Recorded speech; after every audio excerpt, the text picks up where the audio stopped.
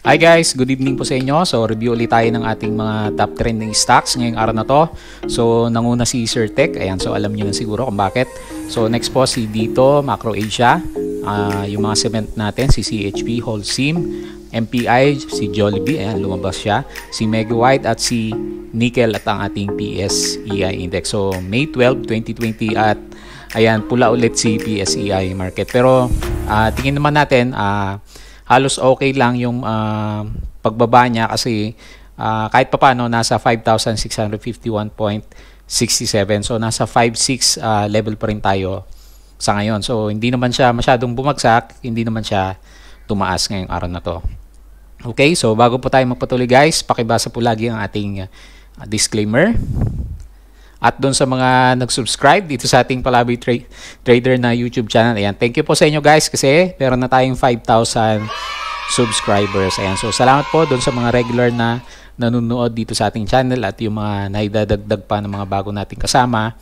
So yung tulong na lang na may ibibigay ko sa inyo is gagandahan pa natin yung ating mga reviews dito sa ating stock trendings review or dito sa ating mga binabahagi na knowledge about sa stock trading or investing. So sa mga bago po, i-browse nyo po na maigi kasi marami po nakatagong mga ideas dito or mga knowledge na siguro hindi nyo pa alam. So konting explore lang dito sa ating channel. Ayan. So maraming salamat po sa mga nagpa 5K dito sa ating YouTube channel. Ayan. So doon sa mga hindi pa rin talaga marunong, kahit meron na tayong YouTube channel na reference, so add nyo lang ako dito sa aking Facebook account na Palaboy Trader. So medyo marami din pong bago dito. So nagtatanong na lang sila kung hindi sila masyadong makaintindi pa ng technical analysis. So marami po kayong makikita dito.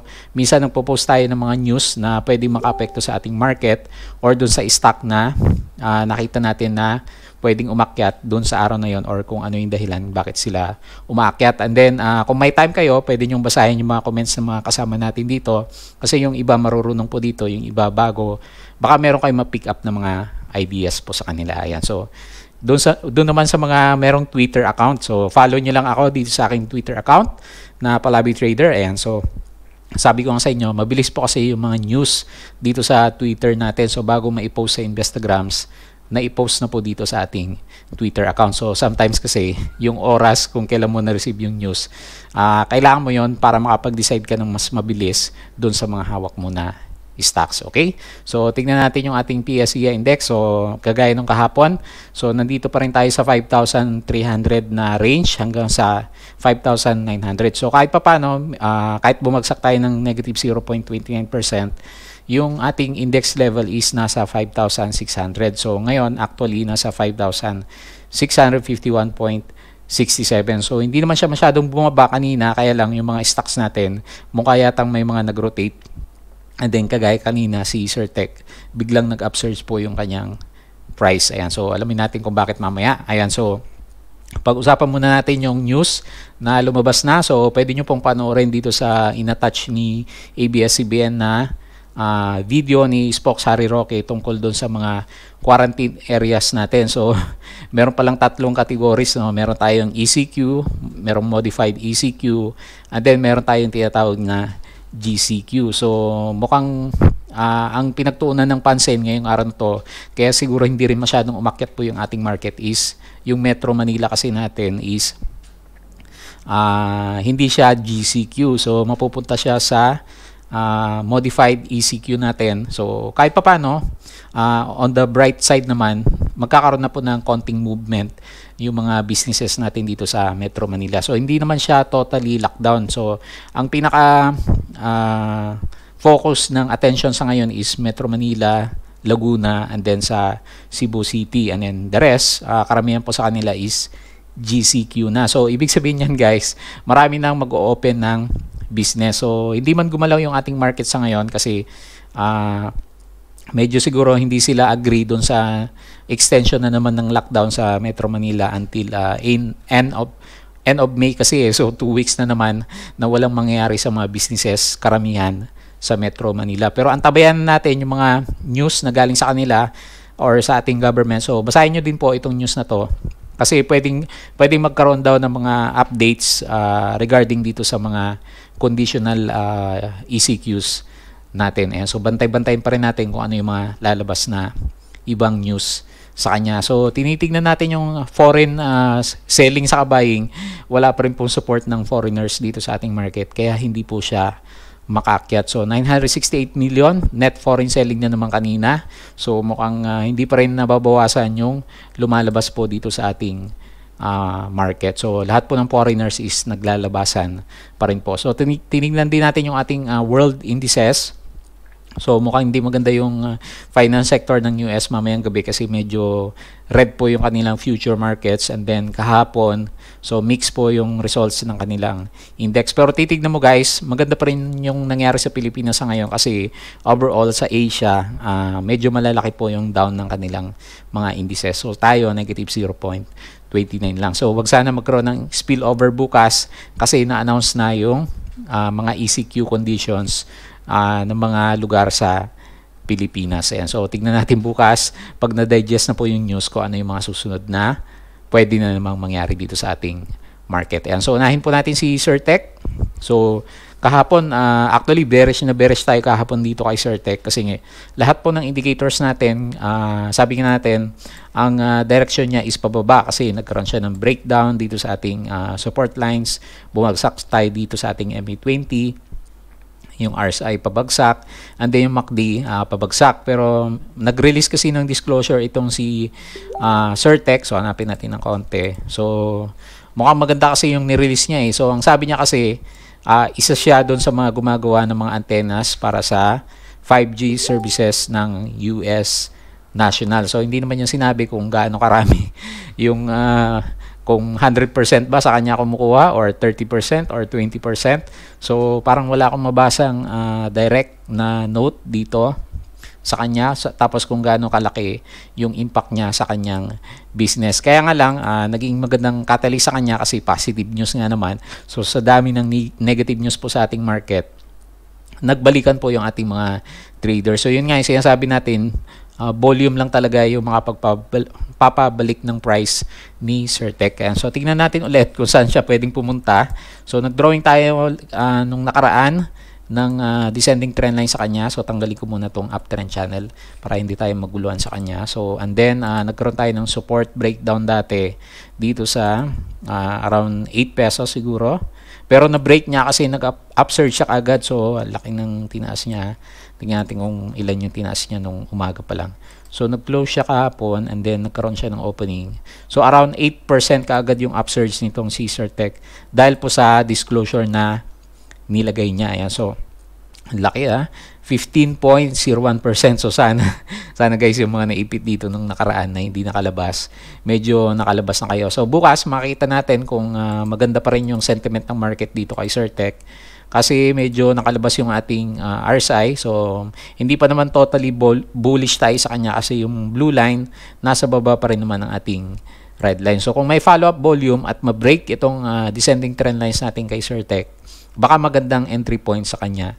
At lalong-lalo na kung meron siyang kasamang medyo malaking volume. So kumbaga nagkaroon ng false breakdown itong si Certec, no? Tinanggal muna yung mga weaker hands natin. So nonetheless, sabi natin guys, lagi mong i-follow lang yung plan mo. Kung nung huli, syempre naibenta mo siya kasi lampas na sa yung cut loss level, at least na-follow mo po yung sinusunod mo na plan sa kanya. Kasi baka sa susunod guys, hindi mo nasundin yung, kasi ngayon nangyari biglang umakyat, di ba? So sasabihin mo, sana hindi ko na binenta kasi nga bumalik naman yung price. So sayang yung lugi ko sa kanya. Hindi na ako nakasakay sa kanya ulit kasi ang laki na ng inakyat niya. So on the bright side or on the positive side yon. Pero kung nandito ka naman sa kabilang side natin nung huli, kung nagkaroon siya ng breakdown and then suddenly hindi ka nakabenta sa kanya, ilang araw or ilang buwan mo rin na iindayin yung sobrang baba ng price sa kanya. Kaya nga sabi natin,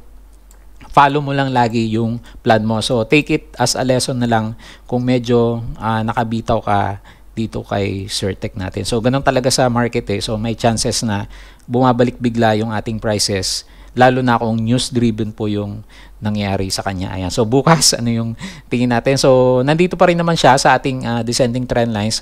So tignan natin kung mabi-break niya yan bukas. So kung ma-break niya yan, magiging bullish tayo sa kanya. Pero sa ngayon, ang nakikita natin sa kanya, meron siyang nabuong downtrending trend lines dito. So medyo malakas na resistance yung ating trend line sa kanya, although nakalampas na siya, no, dito sa ating MA20 saka MA9. So yun nga, maging bullish tayo sa kanya kung magkaroon siya ng breakout dito sa ating descending trend lines. Pero sa ngayon, yan lang muna yung nakikita natin sa kanya kasi hindi pa naman siya confirm ng ating MACD. Ayan. So kung gusto mong pasukin, so hanapin natin yung kanyang next na support saka resistance. So kung gusto mong pasukin itong si Certec, gawin mong resistance yung pinaka consolidation niya dito, siguro around 8.1 or 8 pesos as a cut loss or support level naman.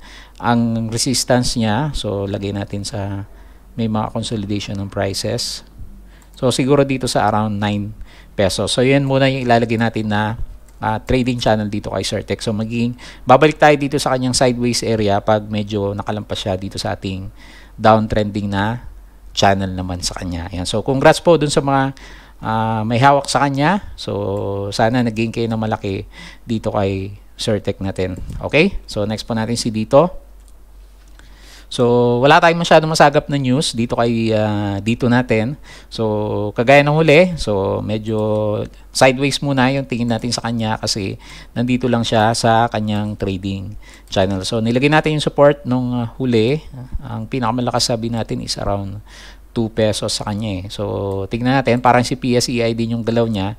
So meron lang siyang isang malaking trading channel from 2 pesos to 2.36. Yun nga lang sabi natin guys, maliban na lang kung may news din, no? Kagaya po ni Certec na magpapabago po ng direction nitong si dito naman natin. So yung pinakita niya kasi wala siyang masyadong volume, yung RSI medyo naka-recover siya.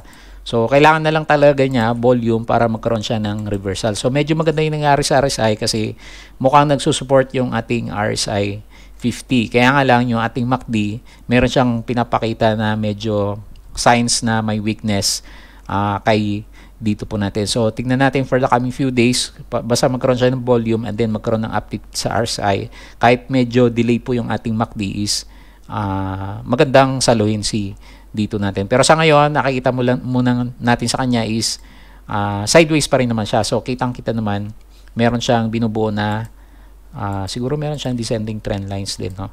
Ayan, so meron siyang descending triangle na binubuo. So kung makalampas siya, so mawawala yung negative sentiment natin sa kanya na medyo nagkakaroon siya ng consolidation, tight consolidation dito sa ating descending trend lines. Ayan, so yun po yung nakita natin sa kanya. Next natin si Macro Asia.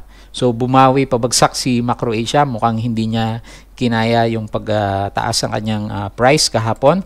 So mukhang hindi pa siya masyadong ready para umakyat talaga. So pangatlong bounce na to. So tingnan natin kung anong mangyari dito. So either it could go up or could go down pag ilang beses na nagba-bounce dito sa baba yung ating prices kay Mac. So kung mas marami siyang beses nagta-touch dito sa baba, most likely baka bumagsak pa po siya. Pero sa ngayon, sideways muna yung tingin natin sa kanya kahit medyo malaki yung nawala sa kanya kasi nandito pa rin naman siya sa loob po ng ating trading channel. So hindi pa rin maganda yung RSI, so wala pa tayong buy signal na makita sa kanya kasi yung RSI is medyo depressed po siya, nandito lang sa baba ng ating RSI 50. So nonetheless, bukas naman yung ating MACD.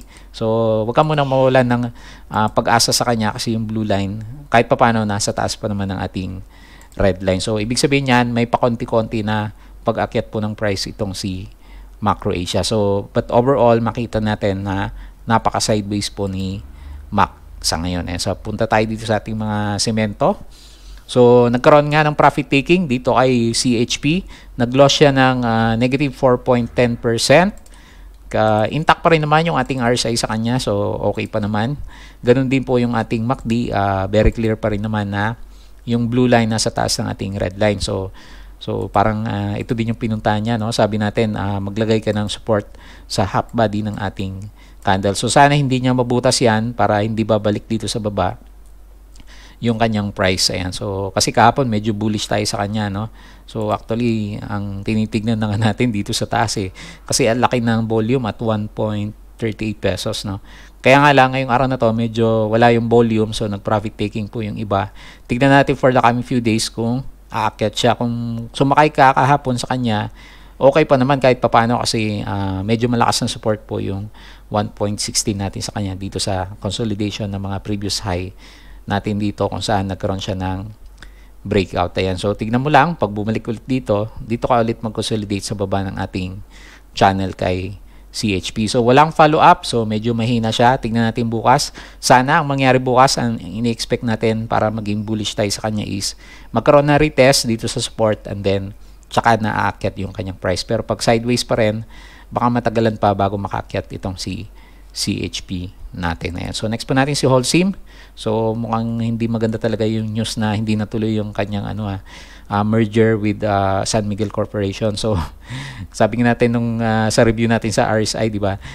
Pag oversold, pwede maging oversold. Pag overbought, pwede pa maging overbought. Kaya medyo dapat nagfa-follow ka ng rules sa trading mo. So, kahapon, kung ginawa mong support yung ating 8.24, sana nakalabas ka na sa kanya kasi talaga negative po yung sentiment na nangyari dito kay Holcim natin. So, bumagsak ulit siya, negative 10.74%. So, ang laki, no?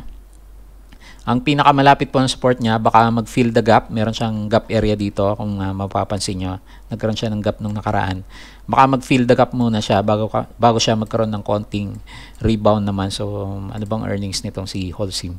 So, negative 28.74. So, as expected kasi walang masyadong businesses or construction na nangyari sa ating mga company sa Pilipinas. Ayan. So, gagawin mong support sa kanya is 7.41. So, yung mga mahilig mo bottom fish. Pero tingin natin wala pang bottom fish signal itong si Holcim. So, ang hinahanap natin is mga dojis. Tingnan mo dito sa area na to.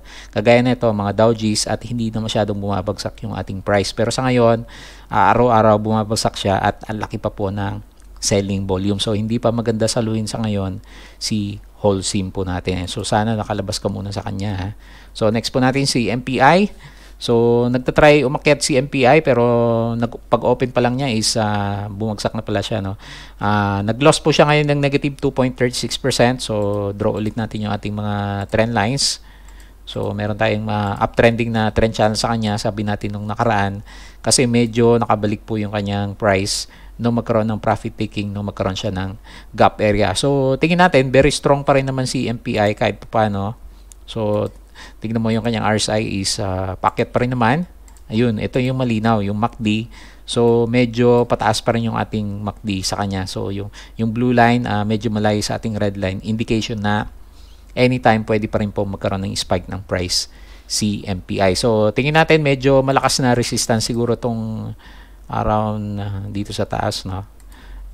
Siguro around 3 pesos psychological level kasi nung huli ang dami pong naipit dito sa area na to. So kita mo naman yung volume niya, ang daming hindi nakaalis sa kanya dito sa area na to, and then suddenly nagkaroon siya ng drop down ng prices. So medyo siguro ilang days pa bago siya magkaroon ng breakout dito. So guys, bukas na magbubukas na siguro yung ilang tollways naman natin, no? Kasi doon lang naman sa Metro Manila magkakaroon pa ng modified ECQ, pero sa ibang areas is GCQ. So kahit papaano yung ibang tollways po ni MPI is tuloy-tuloy na po siya, and then coupled with the good news about doon sa water concessionaire. So, ang isa talaga magpapa-spike dito kay MPI sa kay MWC is yung contract na inaantay po niya sa government. So, although at peace na sila ni President Duterte, wala pa rin naman yung contract na inaantay natin sa kanya. Yeah. So, upward pa rin naman yung trend channel natin sa kanya.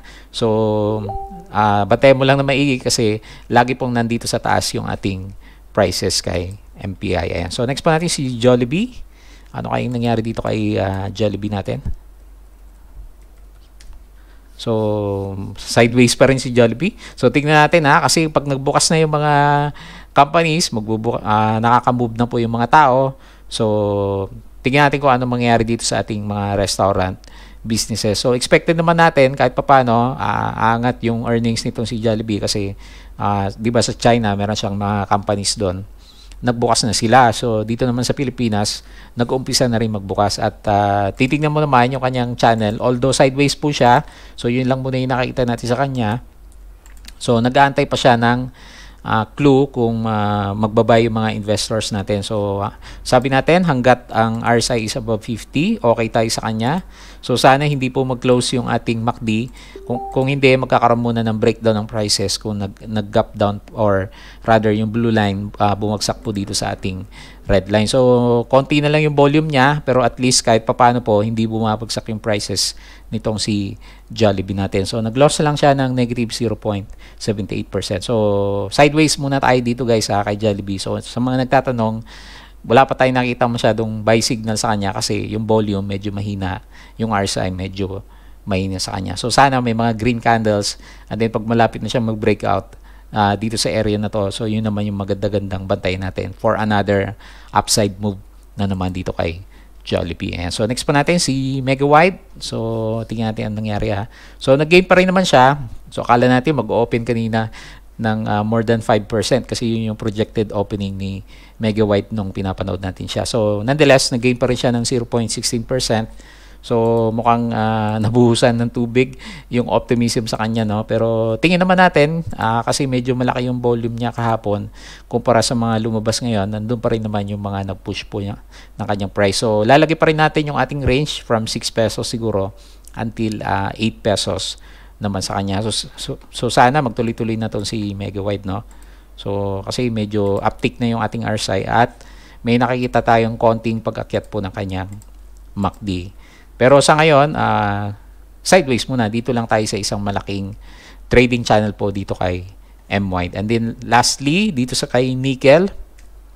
So may mga nabasa tayo na disclosures nung nakaraan na mukhang open na po yung mga businesses ni Nickel. So kasama siguro dito si Firo Nickel doon sa bandang Surigao yata yung nabasa natin. So basahin nyo po sa disclosure.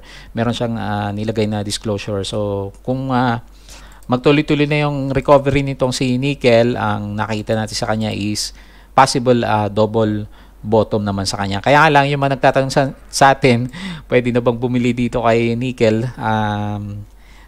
Tingin natin, antay ka muna ng konti para magkaroon ng few days na confirm na double bottom nga itong si Nickel. Kasi pag bumili ka ngayon, hindi pa siya nakakalampas dito sa ating MA20. So sana nandito yung mga prices natin sa bandang taas para mas malaki yung chance na magkaroon siya ng breakout. Kasi sa ngayon, meron lang siyang isang malaking trading channel. So hopefully ito na yung double bottom niya. Although hindi maganda yung kanyang quarterly earnings guys, kung nabasa nyo. So nag-loss siya around 30 to 40% ng kanyang earnings as compared sa last quarter na last year first quarter earnings naman itong si Nickel. Pero for the last 2 days, medyo meron siyang accumulation ng volume kasi nagko-close ng green yung candle and then malalaki po yung kanyang volume.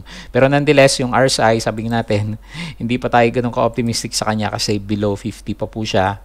And then, tingnan natin yung kanyang MACD. Nagkaroon ng konting bounce pala yung kanyang MACD. So, pag medyo visible na open na yung ating MACD, siguro yun yung mga time na magandang pumasok po dito kay Nickel. Pero nonetheless, ang review yata ni CUL dito is around 2.5 or 2.45 ang fair value. So dito sa previous area natin kung saan nagkaroon ng gap down, yung review po sa kanya ni CUL Financial. So medyo malaki, no? Wag na lang natin sukatin, baka ma-hype yung ibang kasama natin. So antay ka muna ng konti guys sa mga green candles, few more green candles sa kanya. At yung price dapat maglaro dito sa above MA20 and then yung RSI is above 50 naman. Ayan. So yun po yung mga reviews natin guys ngayong araw na to. So as usual, don't forget to subscribe dito sa ating Palabi Trader na YouTube channel. Lalong-lalo na po dun sa mga bago. And then check mo lagi yung ating Facebook account and then pwede ka rin magtanong guys. So lahat po kayo binabalikan ko. Medyo matagal nga lang minsan kasi diretso na po yung trabaho natin. So kami po dito sa lugar namin 100% operational na po yung mga production areas namin. So very busy na sa trabaho sa ngayon. And then tweet lang tayo. Minsan may time tayong mag-tweet. So kung may nakita tayong relevant news, dito ko kaagad nire-retweet. Yung lalong-lalo na yung halimbawa ng mga ganito na pwedeng mag-affect dun sa uptick ng prices po ng ating mga stocks. Ayan. So sabi ng iba, si ABS-CBN, konting kwento lang, mukhang favorite talaga ni PSE kasi yung ibang stocks natin kagaya ni Holcim, di ba? So hindi natuloy yung merger kay San Miguel Corporation. Hinayaan lang siyang open, di ba? So tingnan natin kung ano mangyari for the coming few days, pero tingnan natin medyo madidelay pa guys yung opening ni ABS-CBN kasi mukhang pinag-uusapan is magkaroon muna ng approval sa Congress bago siya bigyan ng franchise, and then after ng Congress pupunta pa sa Senate for the final approval. So parang wala pa rin nangyari doon sa TRO na in-apply ni ABS-CBN doon naman sa Supreme Court. So sa ngayon hindi pa rin sila nakakapag-operate. Ayan. So yun lang po guys yung review natin ngayong araw na to. So sana maganda bukas, no? So okay na ako sa nakikita ko sa ating index. Kahit tight po yung consolidation, at least hindi po siya nagkakaroon ng drop at hindi po siya nagre-retest dito sa baba ng ating 5,300 yan. So kahit papano, kahit medyo bumabagsak yung mga hawak nating stocks, so optimistic pa rin tayo dito sa ating PSEI market. So yun lang guys, maraming salamat sa inyong panonood at pakikinig. Kita po ulit tayo bukas.